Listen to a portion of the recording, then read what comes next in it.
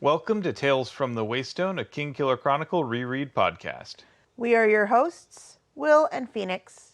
Let's get into it.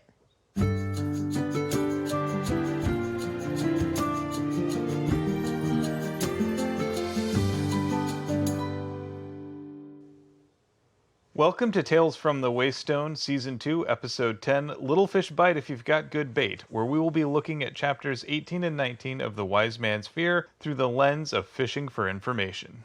Where did that name come from? It was from a song from Trout Fishing America. I've never heard of it, but cool. So anyway, heads up, we're recording downstairs again. Both the cats are awake. There may be some distractions. Let's see how this goes. So before we begin, a short explanation, or at least I'm going to attempt for it to be a fast explanation. Too late? Sorry. Each week we will be examining a section of the book The Wise Man's Fear through a chosen lens and figuring out what we can take from the text to apply to our real lives. We will also take some time to explore models of practical wisdom from the text with an Aristotelian phonemos of the week. After that, we will expand our understanding of our own world with an interesting fact, and then we will share a recommended thing of the week. Finally, we will wrap things up with 7 words from the books and 7 words from our own lives. All right. Before we begin, let's get some disclaimers out of the way. First of all, the usual one, we are in no way affiliated with Patrick Rothfuss or his publisher, Daw Books. Second, our discussions are going to naturally assume that either A, you've read all the main books in the continuity, or B, you don't mind spoilers. Needless to say, we're going to be talking spoilers. Finally, as a word to our community, be kind to yourselves, one another, and the creators of the worlds we love exploring. So, with that out of the way, let's go ahead and segue into our 45-second recap. And a short apology for the air conditioner noise. All right, I've got my stopwatch ready. Phoenix, are you ready? Sure, why not? All right, hope you like raspberries. In 3, 2, 1, go. Quoth is dragged away from the archives by Will and Sim, who try to make him have fun playing corners at the Aeolian, a Herculean task that gets easier when Denna shows up and tricks the boys into thinking that she is a poor defenseless woman who doesn't understand card games or gambling. That is, until she schools them and takes them for all they're worth. It is all good, though, because she bankrolls their evening by way of a stalker. Anyway, at the end of the evening, she and Quoth go out walking together where she teaches him all about scamming gullible men out of their money. Quoth notices that Denna's ring is gone, and it turns out that Ambrose is to blame. We can see where this is going. Revenge, anyone? 37.16 seconds. No raspberries this time. Yeah, what was that? What? Say it again? No raspberries this time. Again, I couldn't hear that. I said no raspberries this time. Is my mic in the wrong place? Nah, I think I could hear you that time. All right. So we've got 2 chapters this week. The first one, Blood and Wine, is one of those rare instances where Quoth's love life and friend lives coincide, as we see him spending time with Will and Sim and also with Denna. And turns out she seems to be pretty good company for the 2 of them as well. Honestly, I think that Denna is probably a really interesting person, and more interesting when not paired solely with Quoth. I also get the impression that she's something of a social chameleon, so she gets on with most people. It's a skill that she's had to hone for survival. Fair point. So the evening starts with Quoth finally dragged out of the archives by Will and Sim, who take him to the Aeolian to drown his sorrows. It's interesting that the wording used is the warm embrace of the archives, because usually the warm embrace implies death. I struggled and cursed them, but they were firm in their convictions, and the 3 of us braved the chill wind on the road to Imre. So when they get to the Aeolian, they get their usual spot over by the fire, and they seem to be having a relatively pleasant evening. Of course, Quoth is both pining for the archives and also for Denna, when who should show up? Denna. Yeah. She has them play along with a bit where they have to pretend that they've been waiting for her. And, I mean, Quoth really doesn't have to pretend that much, but thankfully Sim actually goes along with it. Like, he's got actual acting chops. His willingness to yes and is impressive. Naturally, this ingratiates Denna to Will and Sim a bit, and they agree to play a game of corners with Denna. So Denna is going to pretend that she's never played before. Like, she actually pretends convincingly.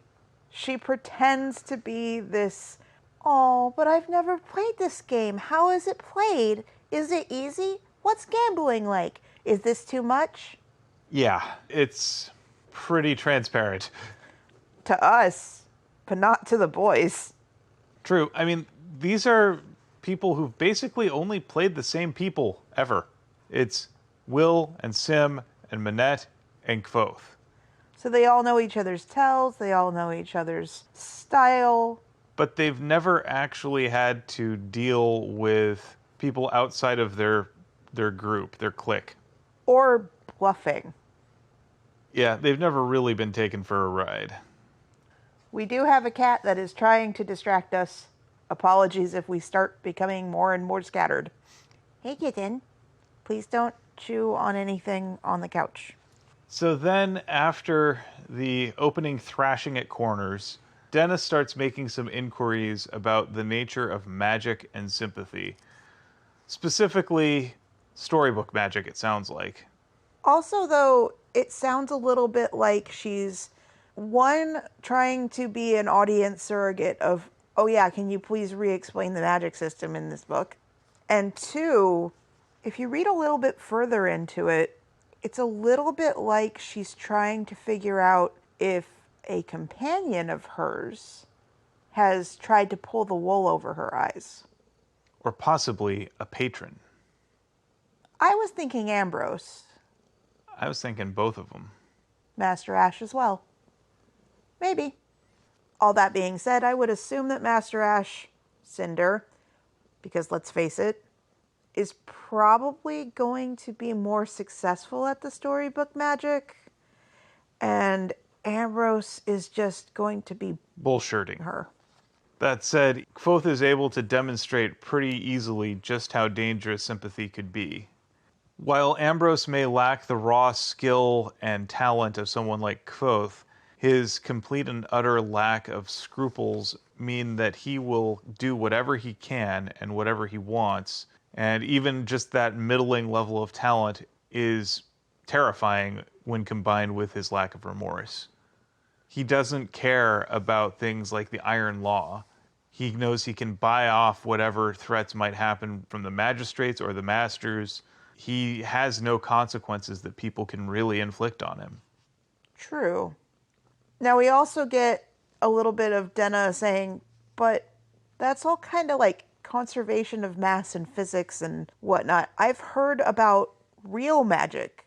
Like, I heard a story about how our man Kvothe called up some sort of demon wind. And Kvothe just going, wait. Did Ambrose tell her that? And he downplays it. It was just a wind. No demon involved. For once. If it were anybody else, I think he would be boasting about it. Oh yeah, totally. 10 demons even. This is also Denna's first... And so this is also Denna's first inkling that the masters at the university would whip a misbehaving student. And even when that misbehavior is relatively minor. Or something where the student didn't even realize they were doing it in this particular case. We also, of course, know that these consequences seem to be things that a good lawyer and or wealthy endowments at the university can help a student get out of. I do like the little back and forth and the stage whisper responding to Denna saying that both Will and Sim seem to have a failing relation with the gentler sex. Women apparently are the gentler sex. I don't particularly like that, but we're going to move past that. And Sim goes and says, Will, did she say failing or flailing? And Will is like, for me, failing. For you, flailing. In this case, I think Will seems resigned to his fate. Whereas Sim is constantly, hopefully, flailing about trying to get the attention of a girl. And failing. Denna also hints at another kind of magic, where a line of text can alter someone's perception of reality.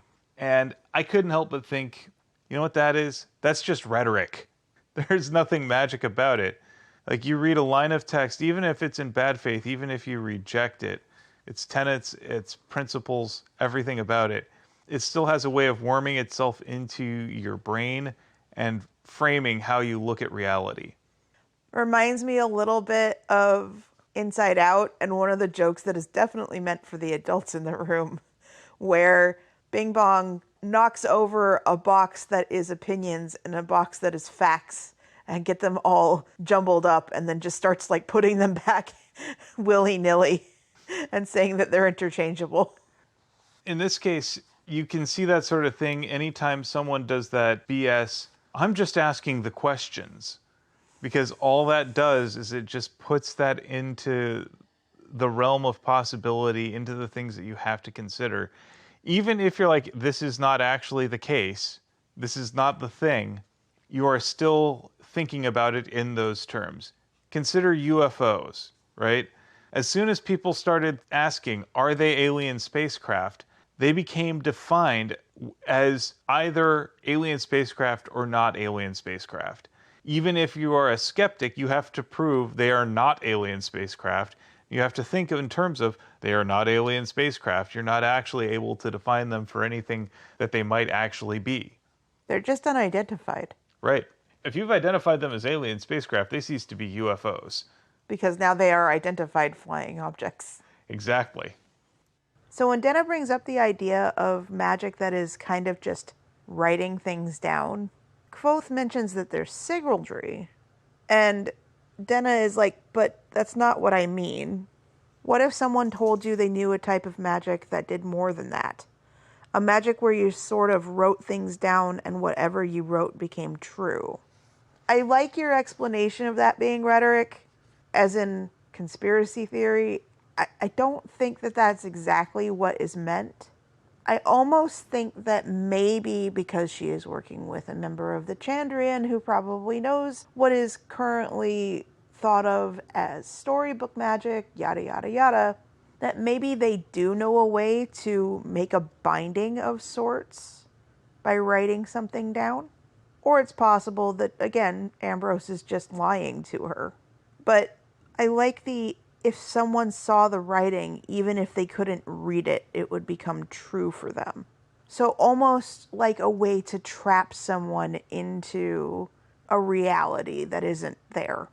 Wondering if that may have been the trap that Kvothe fell into when he became Kote.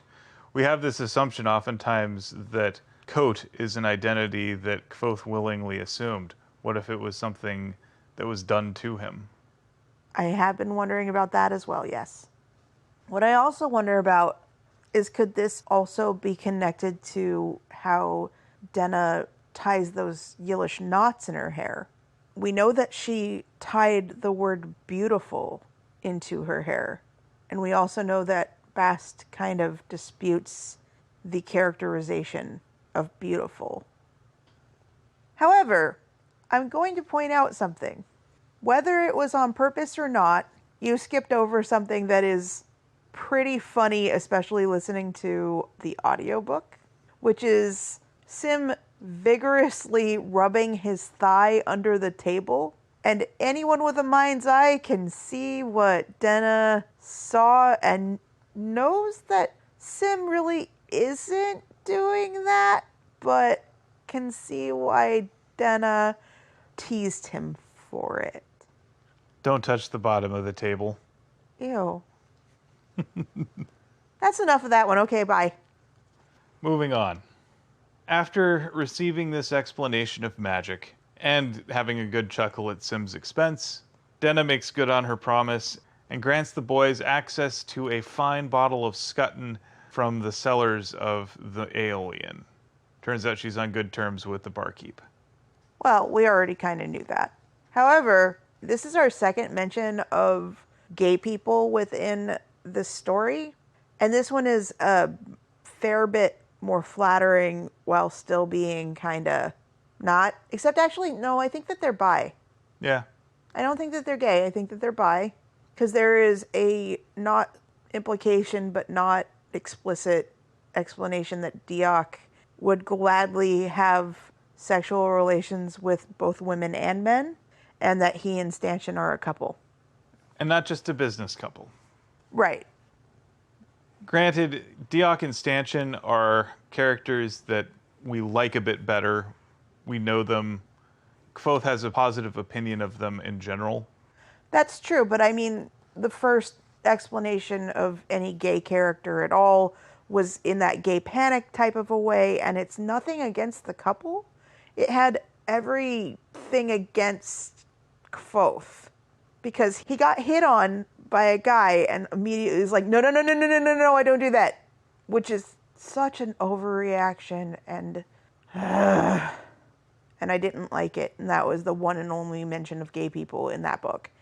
And then at least it's sort of made up for at this point. I don't know. I think that the little joke about being tired or lucky or ambidextrous is kind of funny. I'm pretty sure it was funny for 2010 or whenever he wrote it, but the ambidextrous, I mean, the first time I listened to it, it was clever, and then every time since then is It's the sort of thing that's funny when you're in, like, middle school. And mind you, sometimes I am 12, especially when you get to the, you see, Dennis said to Sim, as if explaining to a child.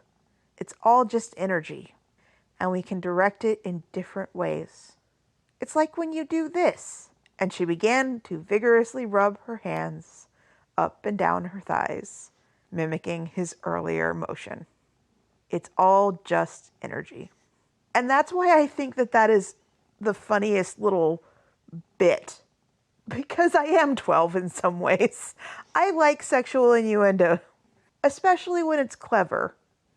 This strikes me as the sort of thing that there's probably at least a little bit of truth behind all of this.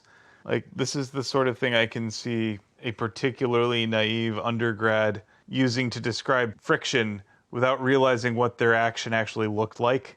Yeah, it seems like it could have been lifted from a real conversation.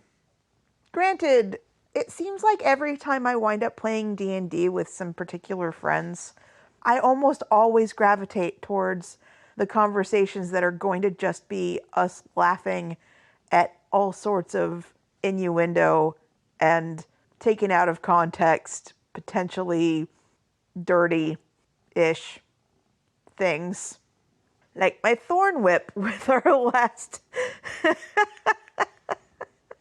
group of friends.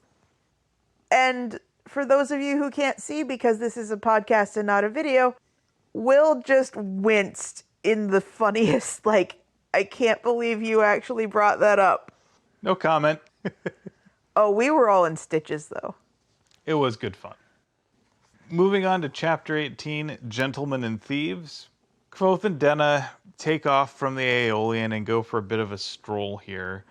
And now that they're alone together, Kvothe is doing a little bit of fishing of his own. In this case, he's trying to figure out, so what's the deal with you and Ambrose? Without actually saying it, you know? Okay, but he doesn't really even get to Denna and Ambrose until, like, the last page.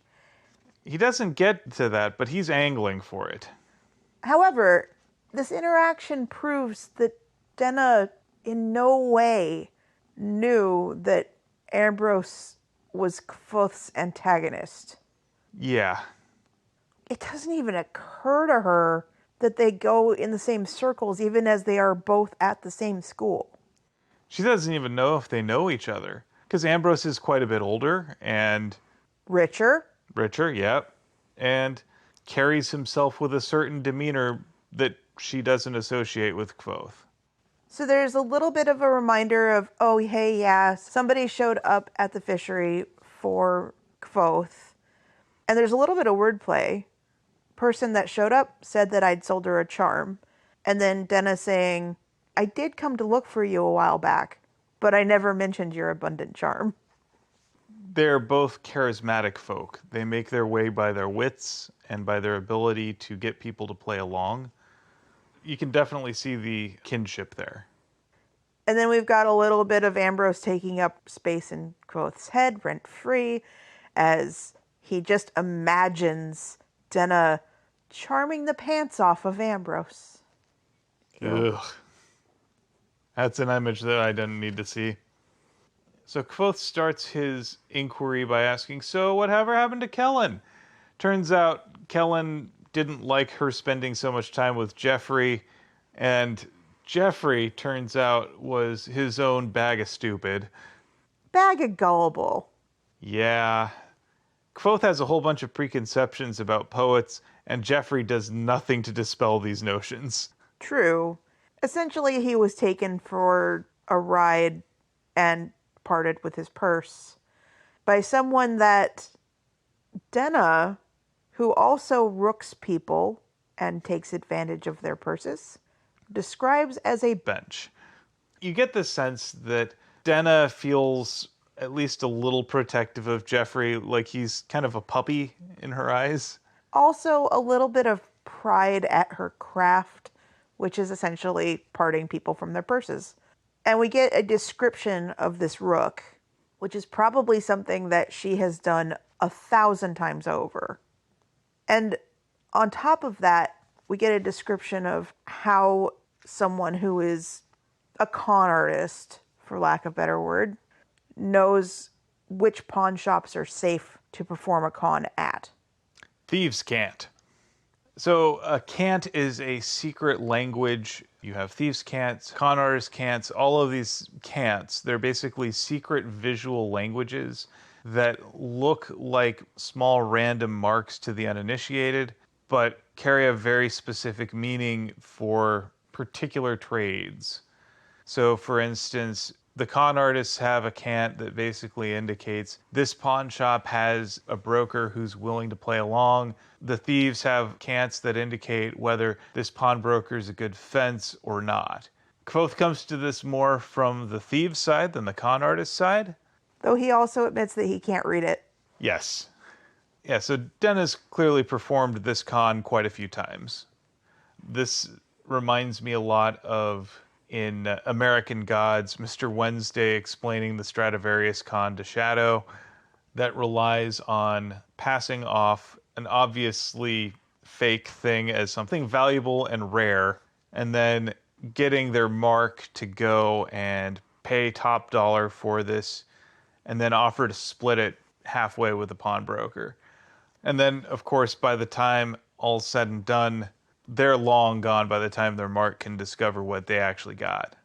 We also have a little bit here where Kvothe is exceedingly kind and actually gives Denna his cloak. This is one of the few nice things that he owns, so I thought this was a touching little gesture of his. He doesn't have much in the world, and this is the one luxury that he has, and it's the one thing that keeps him warm on a cold night, and he gives it to someone else. Because there's more wind tonight than I thought. I thought that was a little reminder of his kinship with the wind. Before we go too much further into this, there's a little bit of text here that makes me think that it's possible that Jeffrey was conning Denna, because we know that Denna gave Jeffrey her emerald earrings that were given to her by, what's his name? Kellen? Yeah, that guy. Because Jeffrey stupids himself out of his money and then complains to Denna that he has stupided himself out of his money and that his parents will not give him any more money. And, of course, the last letter he received says that his mother is sick. I also get the sense that, especially after we saw Denna playing the naive child playing cards game, right? It's entirely possible that Jeffrey was just such a person doing the same game. And it's possible that Denna may have gotten taken by it, which may also be why Kellen kicked her out, because she got conned. Lots and lots of layers within layers within layers. It's like Inception. Right? Again, watch Dirty Rotten Scoundrels. You know, I kind of have to do that now because I don't think I've ever seen it. Oh, it's great. It's Michael Caine and Steve Martin. And Why have I never seen this? I don't know. Okay, well, that's a new mission. It's really good. So during the whole scuffle with the wind and trying to duck out of the way, and Kvothe giving Dinah his cloak, the loot case that has been steadily falling apart loses a buckle, and Kvothe's natural instinct is just to reach into his cloak, which is around that other person, to grab some wire to secure the lid on. Not realizing said other person can't read his mind and doesn't know why all of a sudden he's getting a little grabby. Kvothe does not always know his social cues. No, not at all. And Denna is just like, I didn't think you were the type that would just grab a hold of a lady without some warning first. Showing off a little bit of Kvothe's feminism. Is that the word we want to use for him? No, this strikes me more as the patriarchal chivalry masquerading as feminism. Yeah, I'd say that that's true. At this point, Denna makes a comment about how, for a decent loot, he's got a really crappy case. Turns out that Kvothe has spent all of his money on his loot, and this is setting it up so that Denna will do a very nice thing for him, but beforehand give him a massive anxiety attack, because future knowledge, we know that this is setting up for Denna to usurp the case and the loot and take it to somewhere nice, to have a nice one made, which winds up kind of being like the piece of the Titanic that Rose floats away on when eventually Kvothe's boat capsizes and he needs something to buoy him. I mean, that little bit saves his life. Yeah. Honestly, if you have a wooden case that you can get that watertight, that's pretty good. And it's here where Kvothe notices that Denna's missing her ring. And he finds out that Ambrose, in fairness, initially offers to fix it for her. But ultimately, because of the way that Denna's relationships are almost always mercurial, now Ambrose has access to her ring and Denna does not. And as soon as Denna refused to do favors for him, Ambrose pretty much said, well, it's mine now. Because he's truly a jerk. I'm not so sure that, well, it's mine now is really true, because it's currently the jeweler's. There's just like the IOU slip, the claim slip that is in Ambrose's possession. You kind of get the sense that he's holding on to it as a means to have leverage. I kind of get the impression that Kvothe wants us to think that Ambrose is using it for leverage. I'm not sure that Ambrose really even cares. That is also entirely possible. And of course, it's here that we know that with Kvothe, when Ambrose is involved, mischief will soon be afoot. Why does it have to be a foot and not like an arm? And we're definitely knowing that Kvothe has a heist in mind. Future knowledge knows that Kvothe has a heist in mind. Current knowledge of Kvothe is going to get some sort of retribution. We don't know exactly what's in store, but I think that it pays off quite well. Oh, and he's already told her what he is, a thief. True. With that, I think it's time to move into Phronimos of the Week. So it's my turn, and there weren't a whole lot of choices in this chapter. I mean, we really just had Will and Sim, obviously not Kvothe, and Denna. So I picked Denna. Well, that's good, but there is one other person. Who? The creepy person who is bankrolling the drinks for the night. You haven't made a very good case for this person, so I'm just going to go ahead and leave him off. Okay. So here we see that Denna is in fact quite a shrewd operator when it comes to dealing with people, just across the board. She's pretty quick to figure out the nature of how Will and Sim are doing with the ladies, which is to say badly. Failing, flailing. She's also pretty quick to play up their own naivete in thinking her lesser as a card player. I also have a feeling that she has worked this con many times before. The hustle is kind of the oldest in the book, and she sells it. Takes their natural assumptions and then plays into those and then subverts them. That's how a con works. At the same time, she's able to pretty accurately describe how Jeffrey gets conned, if he is in fact not a con artist himself. But I think that that interaction also proves that she's not just shrewd, that she actually has a heart. Yeah, she does think that it's pretty terrible the situation that he's got himself into. She's also shrewd enough to know to cut her losses, that she can't save him from himself if he in fact needs saving. I mean, because there's really two possibilities. Either A, he really is that incompetent and that naive, and yeah, there's gonna be no amount of effort that Denna would be able to take to save him from his own foolhardiness. Or he is pulling a con himself, in which case cutting her losses is the smart move. Right. But we do know that she gives him her earrings. Probably more than he deserved, but we also know that she can probably find a way to get something of equal or greater value with a new mark. True. And at the end of the day, I think Denna tries to follow campsite rules when it comes to her partners, the people that she chooses to associate with. I think she wants to leave them in a better place than she found them, where possible. That's not always possible. I mean, Ambrose. Right. I'm just also going to put this out there. You can say you want to leave them in a better place than you found them, but there's only so much you can do because people have free will, and there are some people who are just going to make bad choices. Both.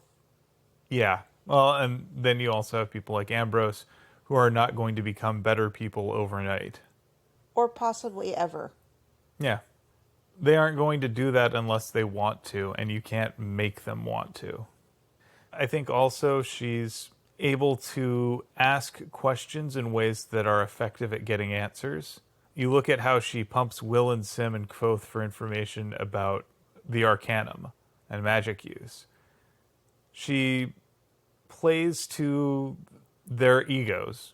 Like, as much as they're like, oh, we don't want to talk about it because of the Iron Law and all that stuff, university rules and such, you can tell that she is looking for ways that they can make themselves feel impressive.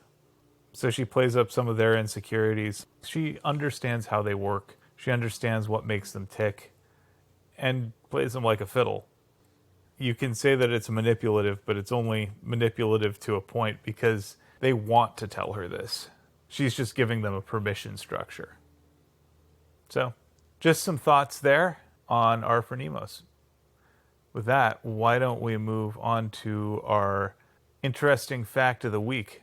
What do you have for Master Eladin this week? All right, so a little behind the scenes. I also told Will this, but I'm telling everybody else this. My interesting fact this time around is going to be short.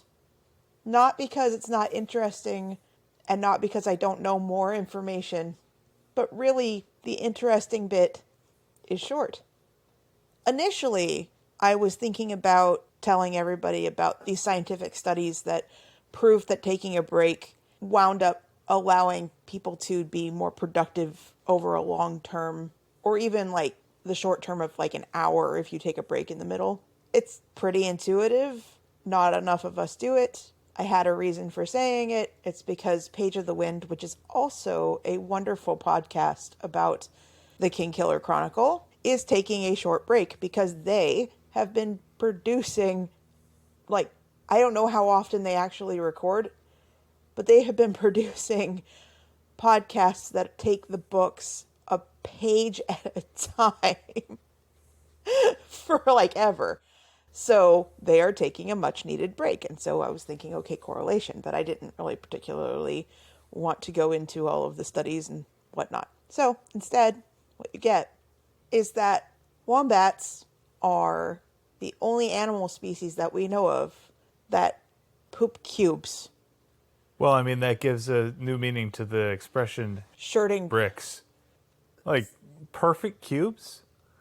pretty much like they're not the the look on your face is hilarious.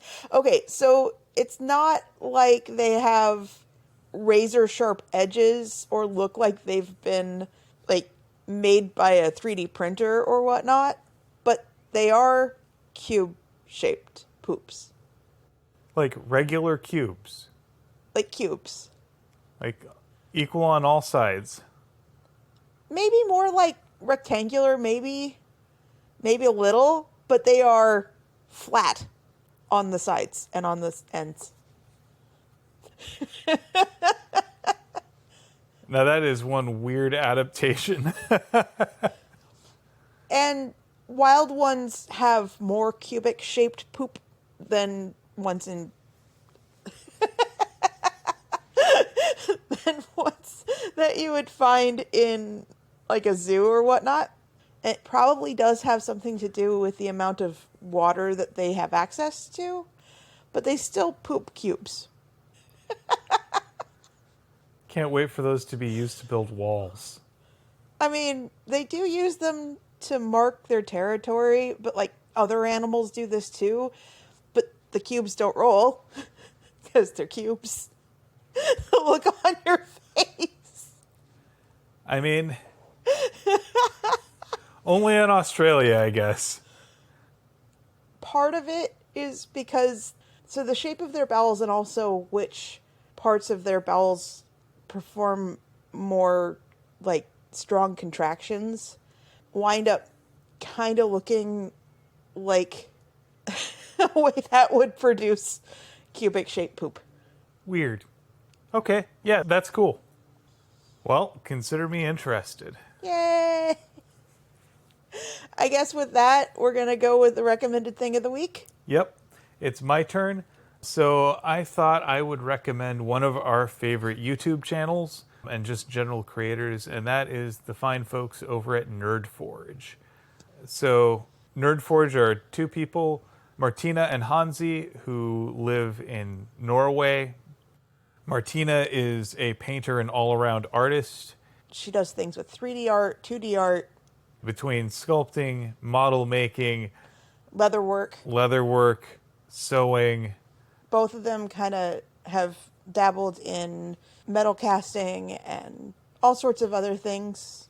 Then Hansi specializes more in like fabrication and the more engineering side of things. But the two of them are, one, a lot of fun to watch. They're really cute together.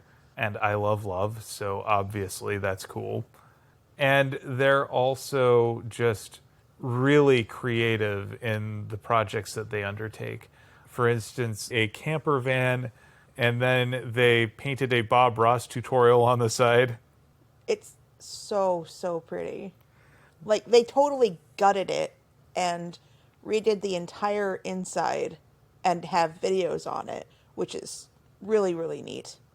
And then the painting is so beautiful. They've also done murals together and all sorts of fun 3D projects. They've done some rebinding of books like The Lord of the Rings with leather. They've done metal casting on book covers and tomes that they have created that way. They have tutorials on book binding on their Patreon. And then Martina has also done 3D paintings with resin and mixed media dioramas. Yeah, all of this is really well done and well presented, and it's clear that they're both having a lot of fun doing it. Also, one of my favorite things is the castle that they made for their cats. Yes, that was quite enchanting.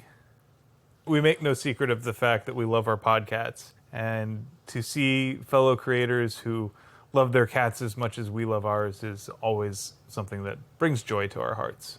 On top of that, they're kind of inspiration for me for once or if we ever get our house project off the ground, because it is hard for me to find kind of nerdy inspiration for interior design that doesn't look kitschy.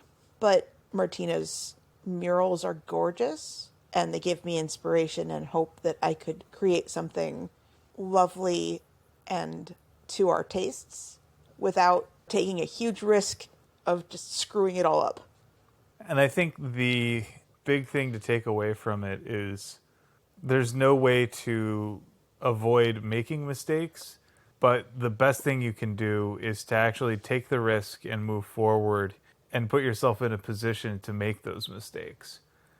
Because some of those will end up being things that you may think are grievous errors, but actually open up new possibilities and present new challenges that give more opportunities to be creative and come up with cool solutions. So yeah, I absolutely love their attitude. I love their style. I think they're great folk. You can find them on YouTube under their channel Nerdforge. I think it's at Nerdforge for their Instagram. I'm not sure, but I follow them, so if you follow us, you could probably find them through us. I don't know how Instagram works that well. Sorry. Yeah, I'm not really an Instagram person either, so following me on Instagram is one of the most boring exercises someone can take. Yeah, I wasn't going to say anything. It's okay. You didn't have to. That's all right. I'm bad at it, so I try. So with that, let's go ahead and move on to our 7 words. I have 7 words from the book, and I mean, this is a dentist section. And that means obviously there's going to be a ton of them. And honestly, there were more than I could count or put together. I would have been typing all night, just trying to record all of them. So I just got one. That is, there's more wind tonight than I thought. That's actually what I would have chosen as well. I'm going to look at my book real quick because I do not type them, nor do I write them down. I just highlight them. Because again, sometimes those Dena chapters are more orange highlighter than yellow highlighter. And You Say You're Not a Gentleman was the other one that I really liked. This got me thinking about the way that people find their first name. And I think what it boils down to is what they truly value. So I think, for instance, Kvothe saying the name of the wind at the end of the name of the wind, the reason the wind is what he gravitates towards is because it represents freedom. It represents the ability to go at will places where no one else can go, to do anything that you so desire. I think that's what Kvothe wants. He wants freedom. He wants that sort of open road. He wants to travel. He wants to go anywhere, see everything. He wants to experience stories. We later learn that Fela is the first in Elodin's class to master a name, and she masters stone. And I think that's because what she craves is stability. She wants that rock-solid strength that comes from knowing who you are and where you fit in the world. We see that Fela is an incredibly grounded person. She's one of the most practical and pragmatic people that Kvothe knows. So yeah, this quote reminded me of that thought. Just something to think about and keep in mind as we learn more about the names people learn. I just have to let you know that there are a couple other 7-word sentences that made me laugh a little bit. Oh yeah? Specifically, only wines from Ventus have a vintage, which is ended with technically. Oh, Sim. It's a common misuse of the word. Cute. Mostly because you have a habit of using quotes very similar to that about things, obviously champagne, but other random things. You're like, technically. Oh yeah. Technically correct is the best kind of correct. As we have said before. So I thought that that was something worth noting. Our Kvothe is a bit of a show-off. Simon froze and flushed red with embarrassment. And I was no gentleman. I was a thief. But I like the one that you chose. Thank you. So what did you pick from life? A couple of nights ago, also ignore the weed whacker noise if you can hear it. Sorry. We're almost done, guys. Our neighbors just doubled down. Dang it. Anyway, sorry for the end of the podcast not being great, but I would like to finish. Anyway, I am mildly distracted. What you said to me a couple of nights ago was you had some very good ideas today. I mean, you have very good ideas pretty often. Do you remember saying that? Yeah. Do you remember what it was about? Not especially. So it was the day that we had our 4th of July tea party. Yes. It was pretty tasty. We had a couple of our friends over who were vegan, and I made all sorts of different goodies, and they brought over desserts, and we relished in the irony of celebrating American Independence Day with tea and vegan English-inspired tea sandwiches. Yeah. Worked out pretty good. Thank you. And with that, I would like to thank you for potting with me. And thank you for potting with me. And thank you for listening to Tales from the Waystone. Join us next time on Tales from the Waystone as we bring you a very special pod that is a mailbag episode. That's right. We're going to be answering your questions from actual listeners and maybe also some imaginary ones. You'll never know. By the time this airs, it will already have been recorded, but we have been soliciting feedback from our Twitter and Facebook and Instagram and Patreon accounts. So if you want to participate in future mailbag episodes, that's where you'd want to look. We really do enjoy meeting virtually at this point, but meeting our audience and interacting with our fans and even making new friends that we didn't know a year and a half ago when we started this whole endeavor. Absolutely. It's been a lot of fun. And now for the credits. We would like to thank our friend Shawnee Jang for our theme music. And many thanks to Patrick Rothfuss for creating a world that we've enjoyed exploring. Audio production, editing, and social media coordination, courtesy of me, Phoenix McCullough. Project management and writing, courtesy of me, Will McCullough. If you would like to help support us and have the means to do so, we would love it if you would join our Patreon community at patreon.com/waystonepod, where you can get access to the show a little bit early, as well as Patreon exclusive bonus pods and other exciting items. And with that, here's to one more day above the roses. To one more day above the roses. Ding!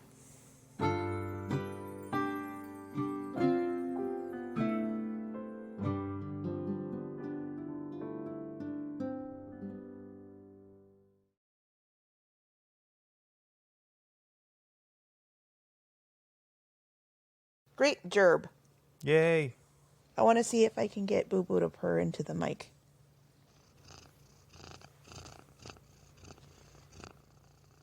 I'm making a note here. Huge success. Aw.